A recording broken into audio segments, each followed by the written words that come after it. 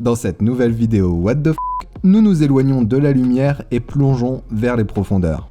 Dans les précédentes vidéos de cette série, nous avons évoqué plusieurs cas de rencontres d'ovnis et des documents qui démontreraient un complot visant à cacher l'existence des ovnis. Aujourd'hui, nous allons parler de quelques personnes avec des CV impressionnants qui ont fait des déclarations incroyables. De Haïm Eshed à Paul Elieur, en passant par Bob Lazar, on fait le point sur ces témoignages extraordinaires. Bienvenue dans Phénomène.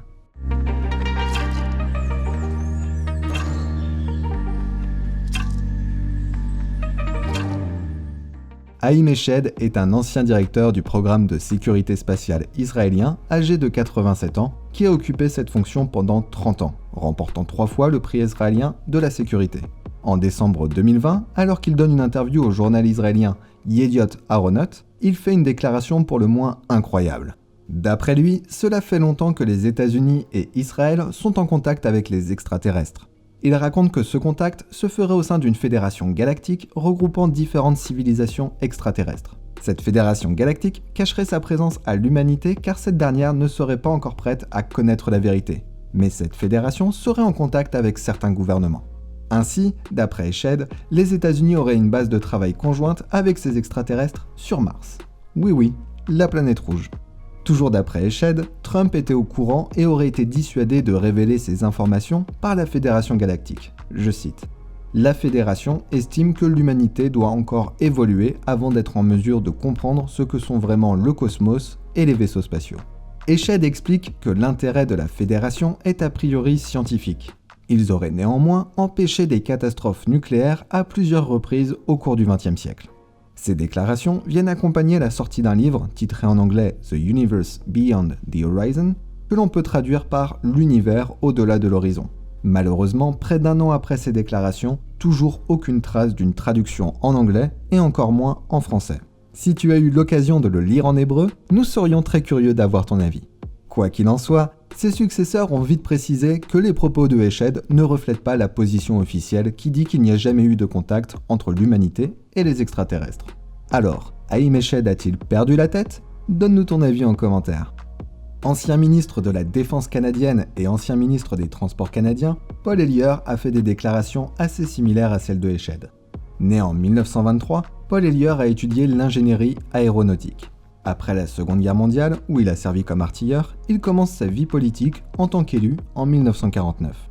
Il rejoindra le ministère de la Défense en 1968, puis celui du Transport la même année. Mais au-delà de sa vie politique de premier rang, Paul Elieur se distingue par ses prises de position au sujet du phénomène ovni.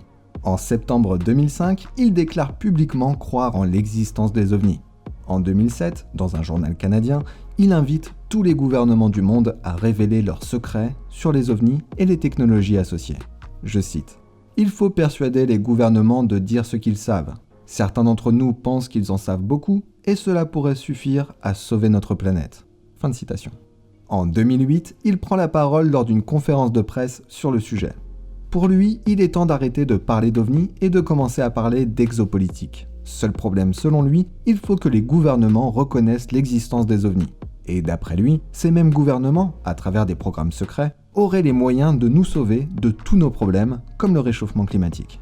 En 2014, Elieur est interviewé par Russia Today et déclare qu'au moins 4 espèces extraterrestres ont visité la Terre, et ce, depuis des milliers d'années.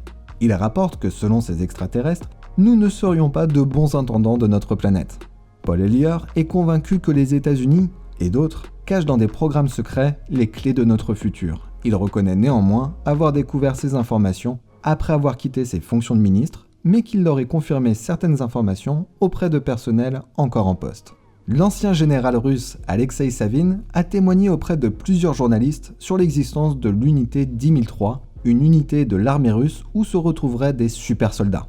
Alors non, il ne s'agit pas de prototype de Captain America, mais d'une unité concentrant des personnes ayant des capacités psychiques hors du commun. Cette unité est divisée en un groupe masculin, sur lequel le général s'est peu exprimé, et un groupe féminin sur lequel il s'exprime plus largement.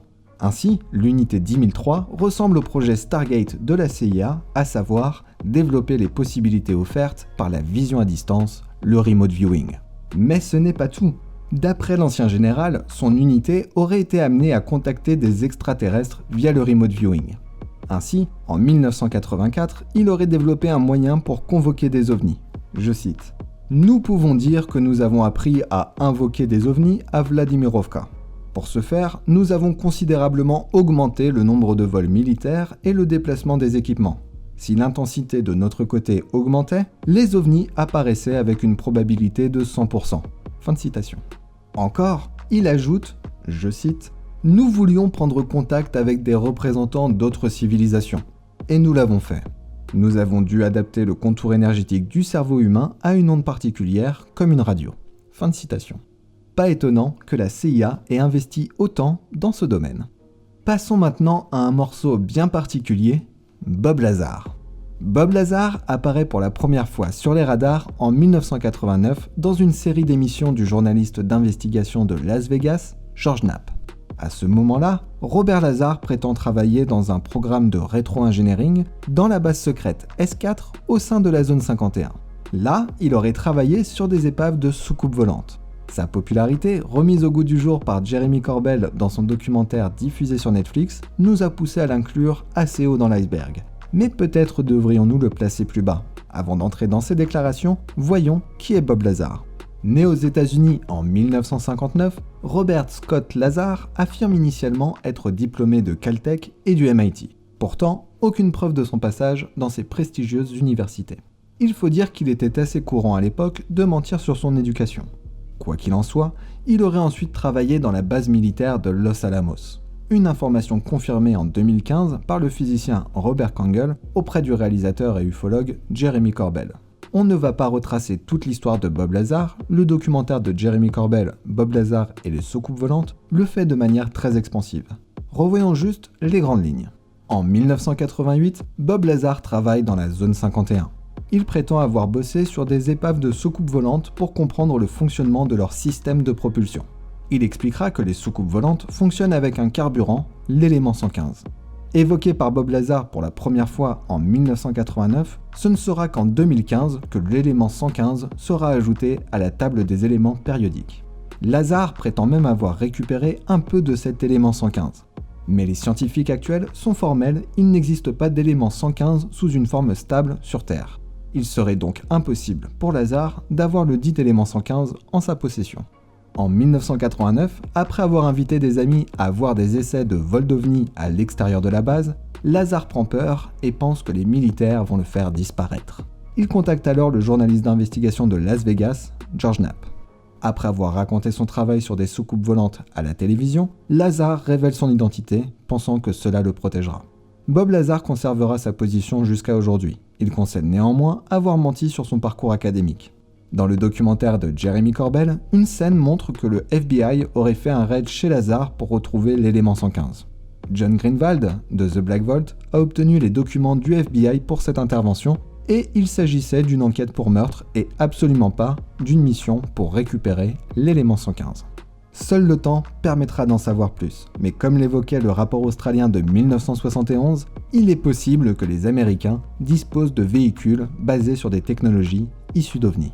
Le témoignage de Lazar semble convaincant, mais Jimmy Church, animateur de la station radio américaine Coast to Coast et passionné d'ufologie, affirme que Bob Lazar est au moins en partie un menteur, se basant sur une fiche de paie indiquant que Lazar ne touchait que quelques centaines de dollars de la part de Los Alamos, signifiant pour l'animateur que Lazar a pu être un concierge dans la base, mais pas un ingénieur et encore moins un physicien.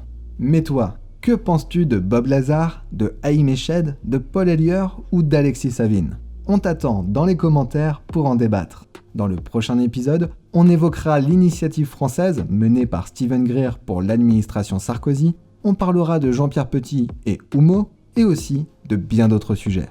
Pour aller plus loin, consulte la bibliographie en description de la vidéo. N'hésite pas à partager cette vidéo, mettre un pouce bleu et t'abonner à la chaîne pour ne pas manquer la suite de l'exploration de notre iceberg.